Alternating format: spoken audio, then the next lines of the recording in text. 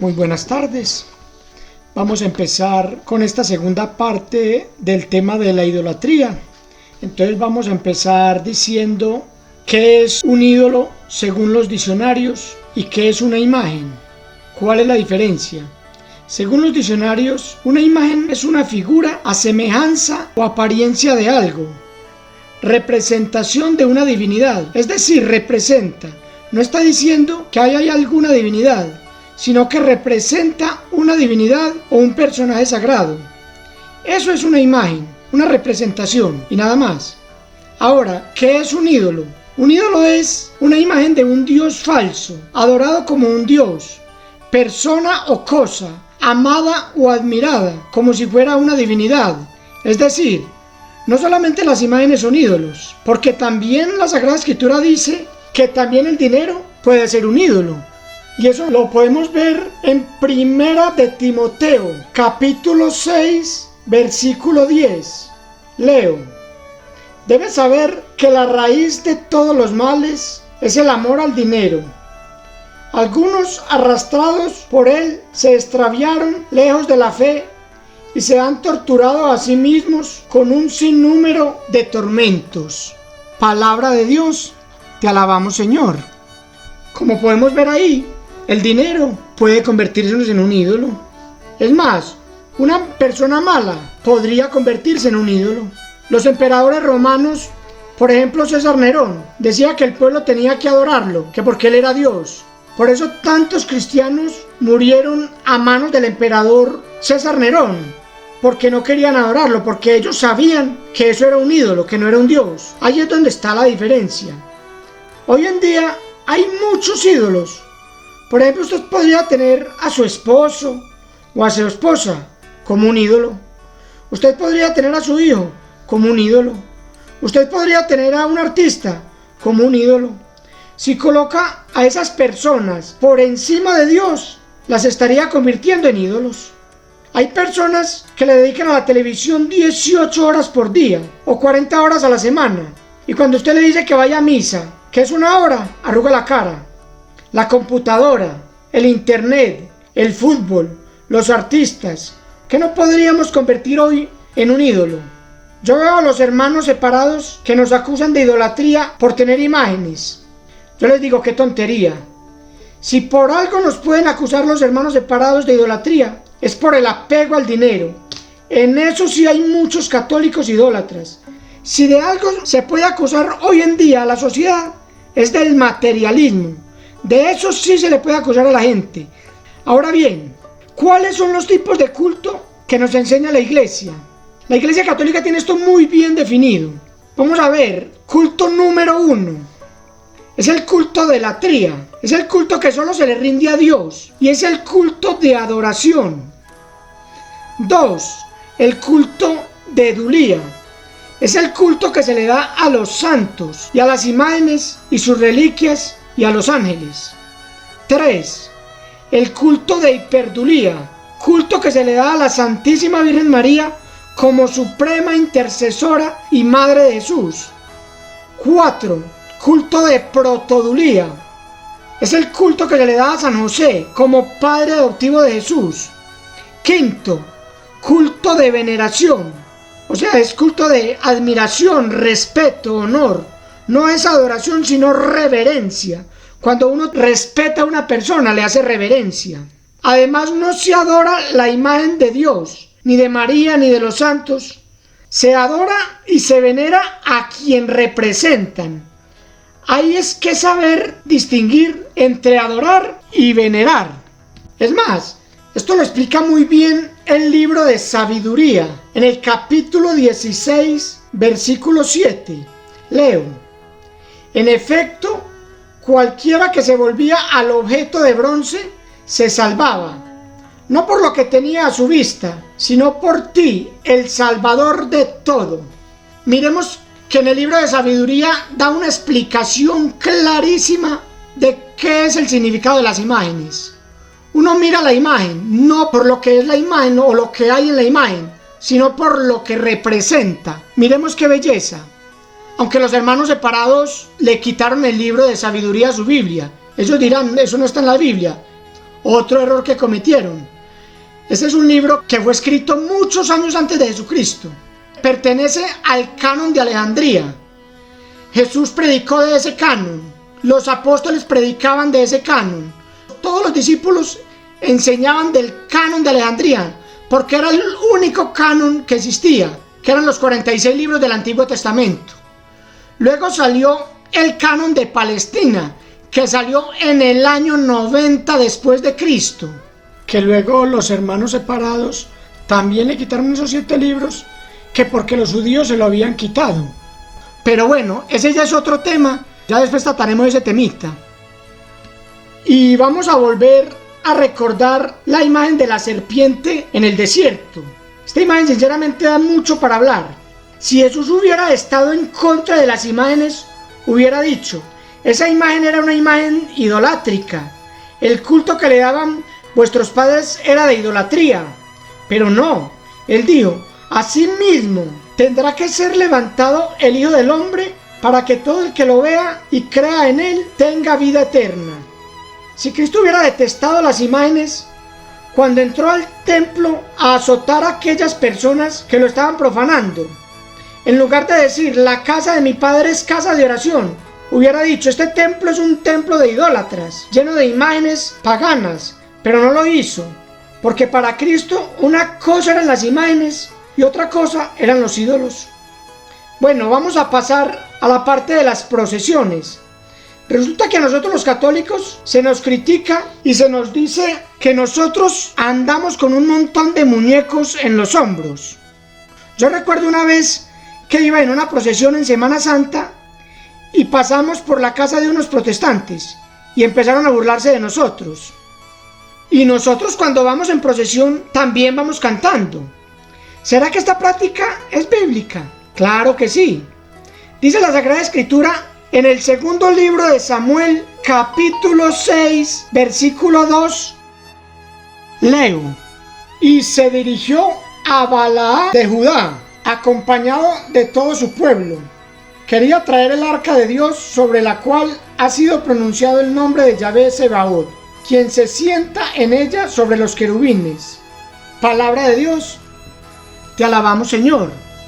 Es decir, David tomó el arca de la alianza, que por cierto era un cajón, un baúl que tenía 4 argollas en las esquinas, y esas argollas eran atravesadas por unas barras que medían alrededor de 4 metros de largos. ¿Y saben para qué eran esas barras? Para guindárselas en hombros, para trasladar de un lugar a otro el arca. Nosotros lo hacemos en un vehículo o también en hombros. David en este caso utilizó una carreta que era llevada por bueyes, y con esos bueyes llevaba el arca con las imágenes que estaban sobre ella. Algún hermano protestante me va a decir: sí, pero es que David ahí no estaba haciendo ninguna procesión, él lo que estaba haciendo era una mudanza. Vamos a ver si es cierto, porque más adelante en el mismo libro de Samuel y en el mismo capítulo, pero ya en el versículo 5, leo: David y todos los israelitas bailaban delante de Yahvé con todas sus fuerzas, cantaban al son de guitarras, arpas, tamboriles, címbalos y toda clase de instrumentos. Palabra de Dios. Te alabamos, Señor. Mucha atención. Si eso hubiera sido una mudanza, ¿por qué entonces iba a ir toda esa gente cantando salmos y tocando toda clase de instrumentos? Porque si hubiera sido una simple mudanza, no hubiera ido haciendo toda esa fiesta. Aquí vemos que ya desde el Antiguo Testamento se practicaban las procesiones. Es más, les voy a dar el mejor ejemplo de una procesión, y lo vamos a ver en el libro de Josué, capítulo 6, versículo 1 al 5. Leo: la ciudad de Jericó estaba cerrada por miedo a los israelitas. La habían cerrado y nadie salía ni entraba. Yahvé dijo a Josué: mira, pongo a Jericó en tus manos con su rey y sus mejores soldados. Ustedes, los hombres de guerra, van a dar una vuelta completa a la ciudad y harán lo mismo cada día durante 6 días. 7 sacerdotes llevarán las 7 trompetas de los jubileos delante del arca, El séptimo día darán 7 vueltas a la ciudad. Luego los sacerdotes tocarán la trompeta. Cuando el sonido del cuerno de carnero se prolongue, todo el mundo lanzará el grito de guerra. Entonces se derrumbarán las murallas de la ciudad y todo el pueblo se lanzará al asalto, cada uno por el lugar que tenga enfrente. Palabra de Dios. Te alabamos, Señor. Aquí vemos que los israelitas le dieron la vuelta a Jericó por 7 días. Y el séptimo día le dieron 7 vueltas. Y el grito de guerra, y las murallas se derrumbaron, se vinieron abajo. Los israelitas no tenían ningún problema en andar a hombros con imágenes, igual que nosotros los católicos. Y hay muchas otras citas de la Biblia que habla de procesiones. Ahora, dicen los hermanos separados que es que el único que hace milagros es Dios. De hecho, así lo cree la Iglesia Católica. Pero creemos que puede hacer el milagro a través de la intercesión de María o de los santos, porque muchos de esos milagros se dan. Y es que el lenguaje que utilizamos los católicos de decir que María me hizo un milagro, que tal santo me hizo un milagro, es el mismo lenguaje que utiliza la Biblia. Veamos cómo dice en Hechos de los Apóstoles, capítulo 5, versículo 12. Leo.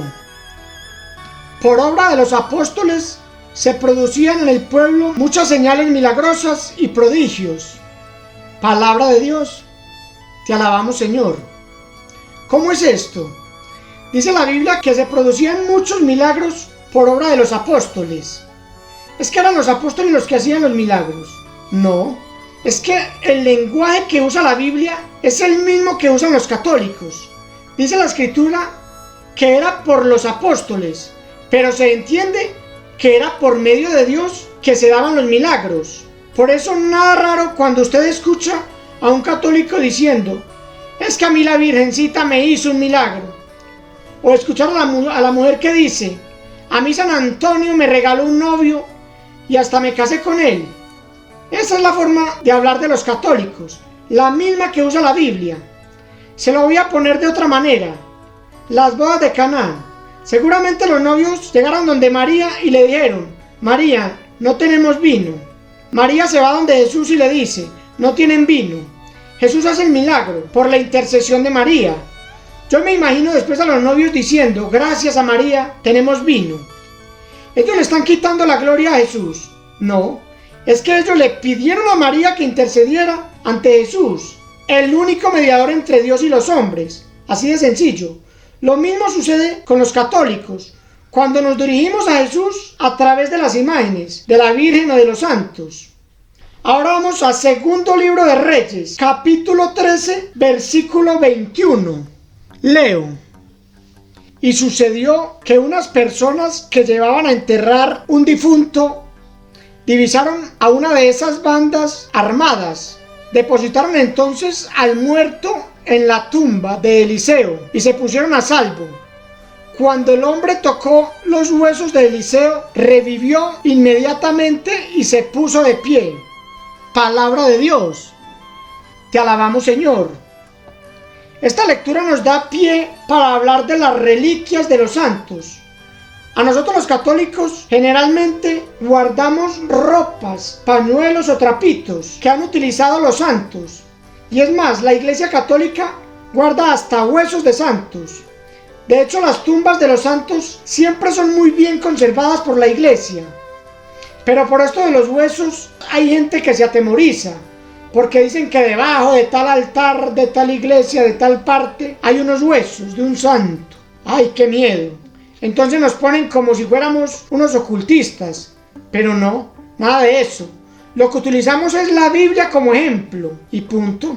Aquí vemos que Eliseo estaba muerto y enterrado, y llevaban un muerto a enterrar, pero de repente apareció una banda armada, y ellos se pusieron a salvo y escondieron el muerto en la tumba de Eliseo. Y dice el texto que cuando el muerto llegó a tocar los huesos de Eliseo, el muerto se levantó, resucitó y se puso en pie. Es que la práctica católica no es más que bíblica. Ahí está en la Biblia. Nosotros lo único que hacemos es seguir al pie de la letra lo que enseña la Biblia. Los huesos de Eliseo eran los huesos de un hombre santo, un hombre que se había dedicado a servir a Dios, y esos son los santos. Y la Virgen María, personas que se dedicaron a servir a Dios hasta el extremo, hasta gastar su vida completamente por el Evangelio. Ahora vamos a hablar de los artistas y sus dones. Número 1. Cuando ustedes dicen que a Dios no le gusta ningún tipo de imágenes, ustedes están cerrando a los artistas. Es decir, un artista no podría hacer ninguna escultura ni pinturas, porque todas serían ídolos. Más bien pasa todo lo contrario. Dios provee a su pueblo de los mejores artistas para que hagan las más bellas obras. Veamos lo que dice Éxodo capítulo 28, versículo 3. Leo: propondrás este trabajo a todos esos hombres expertos a los cuales he llenado yo del espíritu de inteligencia. Palabra de Dios. Te alabamos, Señor. Aquí vemos que Dios está indicando a Moisés sobre las vestiduras de los sacerdotes, sobre la tienda de las citas, sobre el arca de la alianza, y le dice: dirígete a los artistas hábiles, a quienes Dios mismo ha llenado de espíritu de sabiduría, es decir, de un espíritu de conocimiento para hacer todas estas obras que el Señor pide para su culto. Veamos cómo dice en primer libro de Reyes, capítulo 7, versículo 13. Leamos: Salomón mandó a buscar a Hurán de Tiro, que era hijo de una viuda de la tribu de Neftalí, cuyo padre era de Tiro y que trabajaba el bronce. Era un hombre muy hábil, lleno de sabiduría y de destreza para todo lo que fuera bronce. Llegó pues donde Salomón para ejecutar todos sus trabajos. Fundió las 2 columnas de bronce. Cada columna tenía 9 metros de alto. Un hilo de 6 metros medía su circunferencia. La segunda columna era como la primera. Fundió 2 capiteles de bronce para la parte superior de las columnas. Cada capitel medía 2 metros y medio de alto. Los capiteles que se situaban encima de las columnas estaban revestidos de cintas y cadenitas de bronce. Había 7 en cada capitel. Palabra de Dios. Te alabamos, Señor. Es decir, que Dios a través del arte también utiliza a los artistas para hacer sus obras. Me decía un pastor muy utilizado por nuestros hermanos separados. No voy a decir el nombre para no hacerle publicidad. Me decía: es que Dios mandó a hacer los querubines, las cortinas, los tabernáculos, la serpiente de bronce. Entonces, si Dios es el que manda a hacer las imágenes, entonces sí es válido. Pero si es un hombre el que las hace, entonces la imagen ya no es válida. Con eso nos da a entender que todas las imágenes que hemos mandado a hacer los católicos no son aprobadas por Dios. Pues eso es una mentira, una completa mentira. Ya vimos que Salomón hizo el templo. Él mismo tomó la decisión de hacer el templo. Es más, la decisión venía desde David. Y hizo el templo y lo llenó de imágenes. Y ya vimos en el segundo libro de Crónicas, capítulo 7, versículo 1 al 4, que Dios descendió del cielo y bendijo el templo. Y vimos que el templo le agradó a Dios y lo bendijo. Pero luego vemos que Salomón mandó a hacer otro templo. Aquí vamos con otro temita. Este templo lo mandó a hacer para sus mujeres. Ya no era para Dios, era para los dioses de las mujeres paganas que él tenía. Recuerden que el famoso Salomón era el que tenía más de 1000 mujeres, y entre ellas tenía mujeres de todas partes que adoraban otros dioses. Entonces mandó a hacer otro templo para complacer a sus mujeres paganas. Y eso lo vemos en el primer libro de Reyes, capítulo 11, versículo 1 en adelante. Vamos a leer. El rey Salomón amó a muchas mujeres extranjeras. Tuvo 700 mujeres que eran princesas y 300 concubinas, además de la hija del faraón, moabitas, amorreas, edomitas, sidonias e hititas, y sus mujeres pervirtieron su corazón. Eran de esas naciones de las cuales había dicho Yahvé: ustedes no entrarán en sus casas, ni ellas en las de ustedes, porque seguramente los arrastrarán tras otros dioses. pero Salomón se apegó a ellas y las amó. Cuando Salomón fue de edad, sus mujeres arrastraron su corazón tras otros dioses. Ya no fue totalmente de Yahvé, como lo había sido su padre David. Salomón siguió a Astarte, la diosa de los sidonios, y a Milcom, la abominación de los amorreos. Hizo lo que no gusta a Yahvé en vez de obedecer perfectamente como su padre David.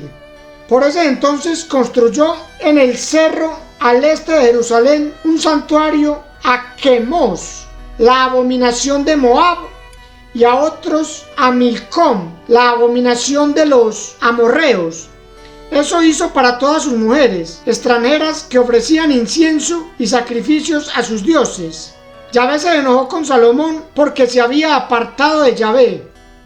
Aquí vemos que Salomón construyó el templo no como las imágenes que había hecho en el primer templo, que eran imágenes de animales, de ángeles, que eran para decorar, para adornar, y el templo le había agradado a Dios. Pero mire que este templo ya no le agradó a Dios. Hizo todos esos ídolos que adoraban los pueblos paganos. Miren que llenó también este templo de imágenes. Pero estas no eran imagencitas así nomás decorativas. Estos sí eran verdaderos ídolos. Estos sí eran verdaderos abominaciones para el pueblo de Israel.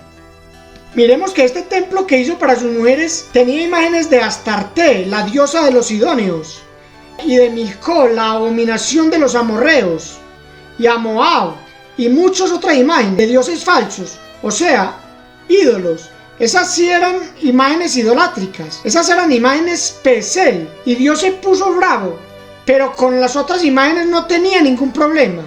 Sabemos muy bien que nosotros los católicos, a través de los siglos, hemos tenido los mejores artistas.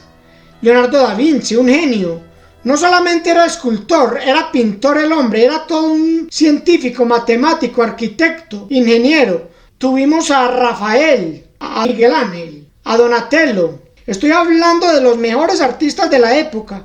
Los mejores artistas siempre hacen sus mejores obras para la Iglesia Católica. ¿Por qué será eso? ¿Qué dicen ustedes? Está claro, Dios provee a su iglesia y a su pueblo de los mejores artistas. Y si ustedes se ponen a estudiar a muchos artistas famosos, por ejemplo Luciano Pavarotti, que a los 9 años empezó cantando en los coros de la iglesia, y muchos artistas empezaron cantando en las iglesias. Ahí tenemos una prueba de que Dios a lo largo de la historia siempre ha prohibido su iglesia de los mejores artistas.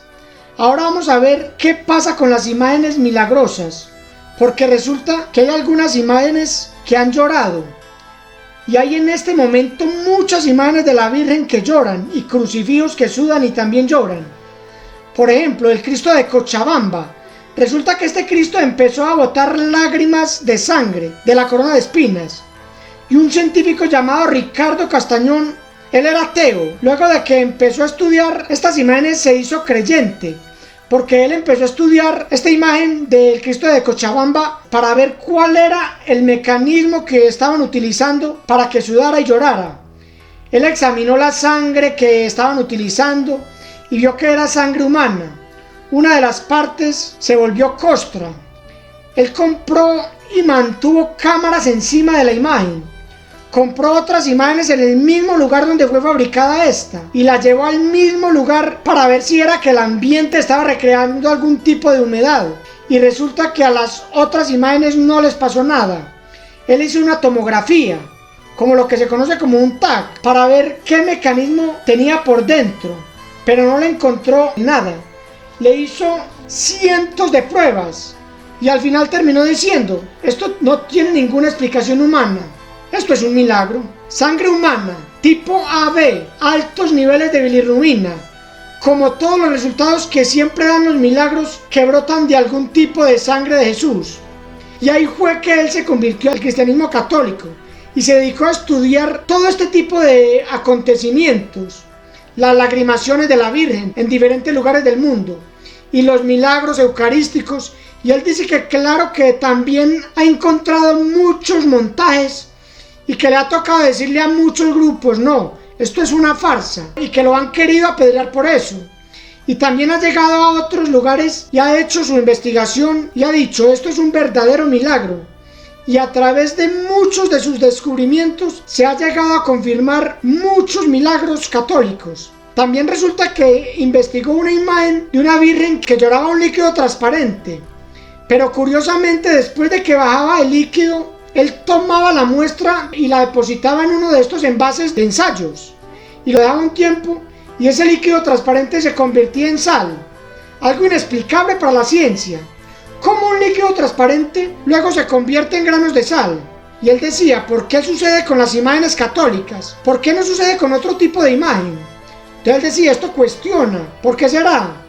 Y si nos vamos a la Biblia, en Lucas capítulo 19, versículo 40, y dice, leo: pero conste, yo les aseguro que si ellos se callan, gritarán las piedras. Palabra de Dios. Te alabamos, Señor. Entonces tenemos que cuestionarnos: ¿por qué estas imágenes lloran? ¿Por qué es que estas imágenes se están manifestando? ¿Será que somos perros mudos? ¿Será que no hablamos? Si nosotros los católicos nos callamos las verdades de fe, las imágenes católicas van a tener que gritar para dar a conocer ese Cristo verdadero que vive en esta iglesia santa católica. Y por último, una imagen de nuestro Señor Jesucristo, el manto de Turín.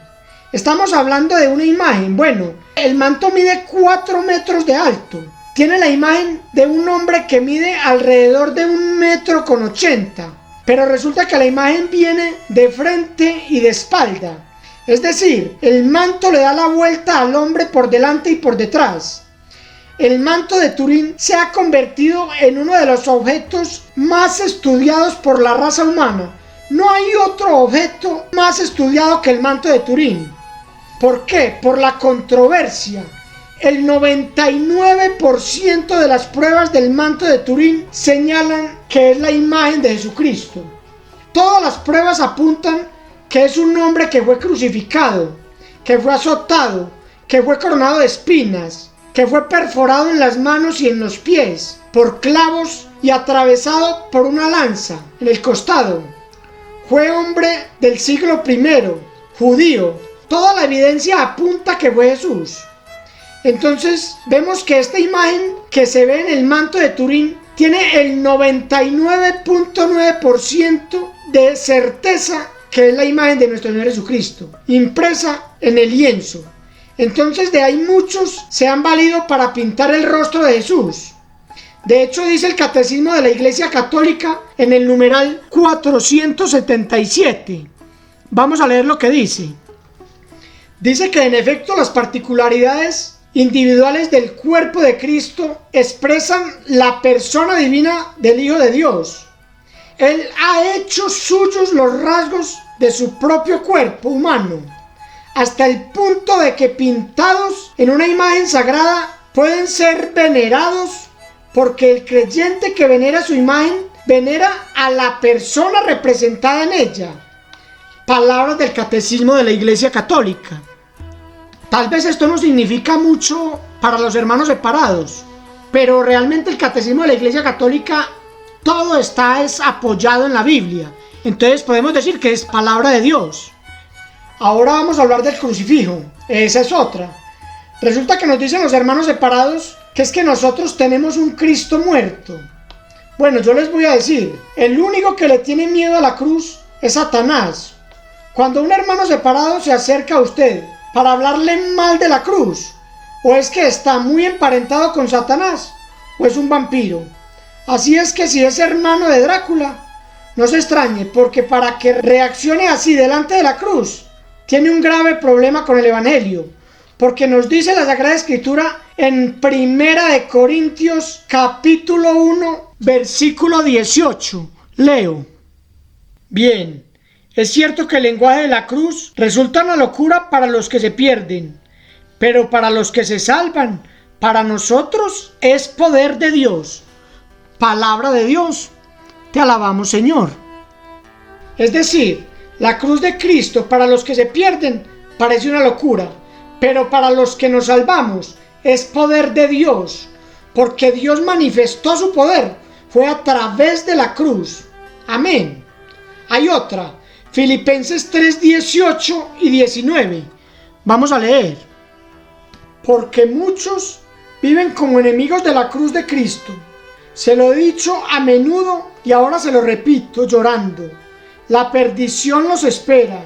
Su Dios es el vientre y se sienten muy orgullosos de cosas que deberían avergonzarlos. No piensan más que en las cosas de la tierra. Palabra de Dios. Te alabamos, Señor. Y es que ellos tienen un argumento muy bonito.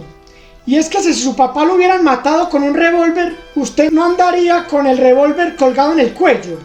Pero resulta que esta arma no la utilizó mi enemigo, sino mi amigo, mi Padre, mi Dios, mi Señor, mi Salvador. Amén. Martín Lutero, el papá de todos los protestantes, decía: las imágenes son el evangelio de los pobres. Y en esto sí estoy de acuerdo con él. Las personas que no saben leer, leen el evangelio es con imágenes. Por eso si usted va al Vaticano y empieza a mirar las miles de pinturas que hay allá, todo es como una historia contada a través de imágenes. Y así en muchos templos.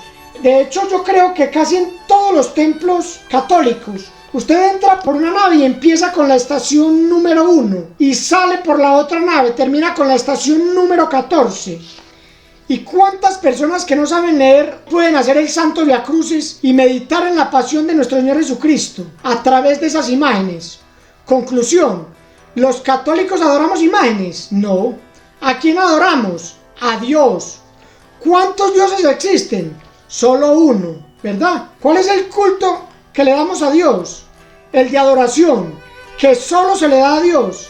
Y por último, ¿cuál es el culto que le damos a los santos? Veneración, ¿verdad? Y si ya un hermano separado no le quiere entender, usted haga lo siguiente.